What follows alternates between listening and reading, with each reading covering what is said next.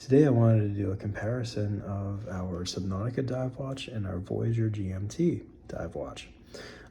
These are two of our most popular models. The Subnautica is your traditional diver that is our automatic powered watch, and we have our new Voyager GMT, which is our new GMT model that is also a diver. They're both rated for 20 ATM, so they can definitely handle anything you really throw at it, from going underwater for the most part. Unless you're a competition diver, they're going to be perfect for that. Now, starting off with some of the key differences, if you take a look at Subnautica, aside from obviously the color between the two different watches, the dial on Subnautica is an asphalt type of dial. It's got a nice grain to it, and let me see if I can kind of get in there a little bit better. Yeah, you can see some of the the grain of the dial on the Subnautica, which is really nice. Subnautica also has a ton of lume, C3 lume. The depth of the dial underneath that domed sapphire crystal is definitely something that is different about the Subnautica. You can also see the differences in some of the case polishing, which I'll show you on the Voyager in a moment. But this one is my daily Subnautica, so it's got some wear on it. Starting right off, the dial is definitely a differentiator. The Voyager GMT, meanwhile, you see it's not quite as deep, but it does have a stepped dial. The Voyager GMT also has some nice silver inlays and accents around the different features of the dial for the hour hands, which is really nice. And the hour markers, the minute markers. The case itself is a mirror polish on the Voyager, whereas on the Subnautica, it's more of a brushed finish, with some mirroring on the bracelet itself, but generally a brushed finish on Subnautica. Now, something else that's really nice to call out is on the case back itself. So if you go to a Voyager GMT, the case back is exhibition style, so it's a sapphire glass case back that allows you to see the GMT movement inside, which is the Seiko NH34. This is a really good movement. It's a new movement that a lot of micro brands like LawTrain are using in order to provide that GMT fourth hand function. Meanwhile, on the Subnautica, we don't use an exhibition case back on this model. It is an engraved case back, a stainless steel that has our logo on it, and as you can see, since this is my daily, it has some wear and tear on it, but that's okay. It doesn't affect the function of the watch. And so that's really one of the other areas of differentiation between the two. One of the other things to keep in mind is that the bezel on both of these is unidirectional, meaning that they only turn one way, one direction. And the reason for this is because, if you are brushing up against anything, this helps lock out any movement of the bezel. So if you're trying to time something, this makes it a lot more convenient for you.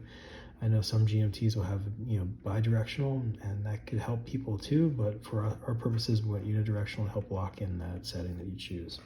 On a dive watch, it's very crucial as you're trying to monitor the amount of oxygen left from your tank, so we have that, of course, on the Subnautica. One of the other big differences between these two models is obviously the case size. So, taking a look at lug to lug between these models.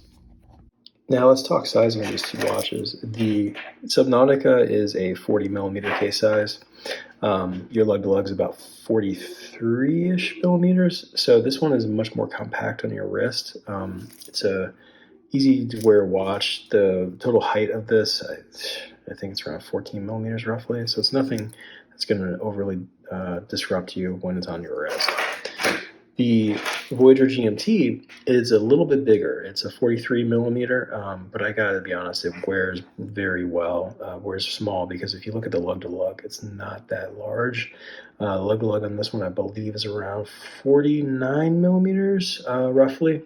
I have to look at the website to verify that. I did all the measurements a while ago, but this is not a big watch. In terms of the height, because it doesn't have a domed sapphire crystal, this one is actually similar in height, because it does have the exhibition case back, but it's still similar in height. So this is going to also wear extremely well on your wrist.